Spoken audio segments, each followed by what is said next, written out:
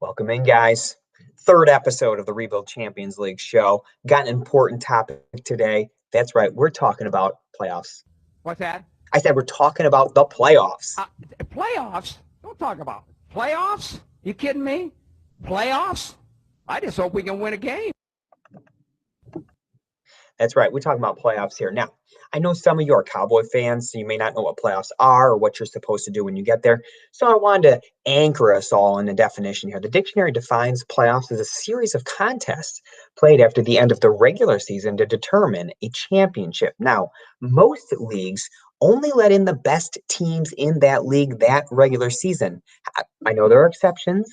The NFL will let the NFC East winner play in their playoffs for some reason. But in the rebuild case, we're not having any NFC East nonsense. The six best teams, based on their performance in the regular season, are going to get 3 weeks to decide who the winner is. Here's what we have.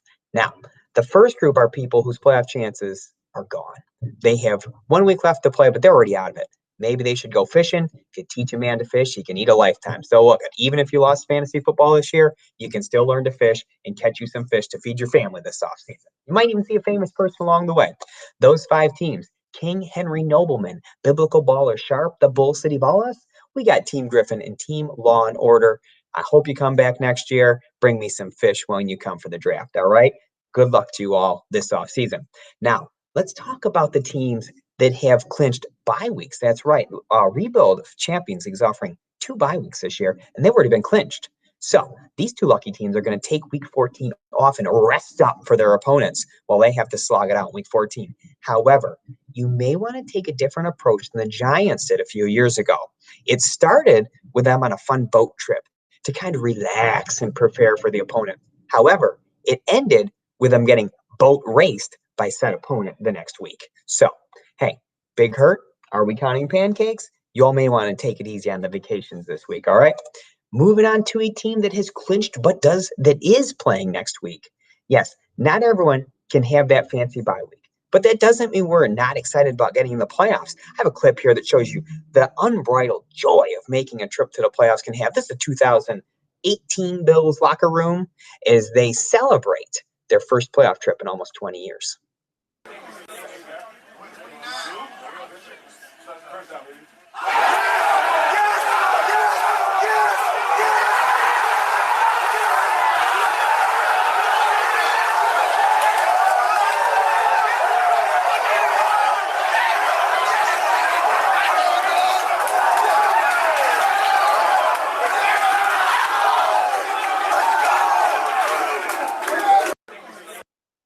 Now, wait, what is really in the playoffs? So congratulations, you are moving on. Celebrate it. It's worth joy. However, for every person that has joy, there's a team that always enters the final week of the regular season with a chance to win their game and qualify for the playoffs. On the other end of that Bills game, though, was the Baltimore Ravens, who were playing the lowly Cincinnati Bengals. They simply needed to win. They're in. Buffalo's out. They have Cincinnati 4th and 12 with time running out. From this picture, you can tell what happens next. So we have 3 teams controlling their own destiny for the final 3 playoff spots this week. The Live Squad, Too Legit to Quit, and the Triangle Football Club all simply need to win a game, and they are in. But sometimes that win never happens. That win doesn't come. That's when we get to the need help category. The Bible makes it clear we have a responsibility to love our brothers, right?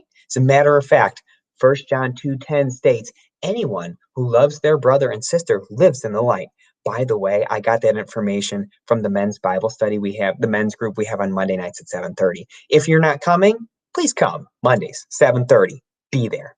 However, the Bible wasn't talking about no fantasy football when it said that.